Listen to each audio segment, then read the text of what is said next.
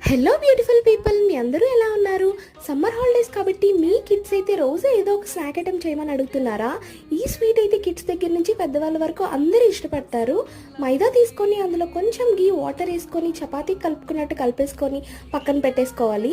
Half an hour తర్వాత చిన్న చిన్న బాల్స్గా తీసి ఈ గవ్వల చెక్క మీద పెట్టి ఈ షేప్ వచ్చేలా చేయాలి. చేశాక ఆయిల్లో వేసి ఫ్రై చేసేసుకోవడమే. కొంచెం టైం టేకిన్ ప్రాసెసే, కానీ టేస్ట్ అయితే మాత్రం అద్దరిపోతాయి.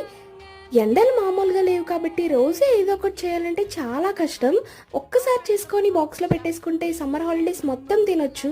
గవ్వలన్నీ వేగిపోయాయి కాబట్టి పక్కనే పంచదార పాకం కూడా పెట్టేసుకున్నాము. చాలా మంది బెల్లం పాకం కూడా యూజ్ చేస్తారు. పాకంలో గవ్వలు వేసుకొని బాగా కలుపుకోవాలి. అప్పుడు పాకం బాగా పడుతుంది గవ్వలకి.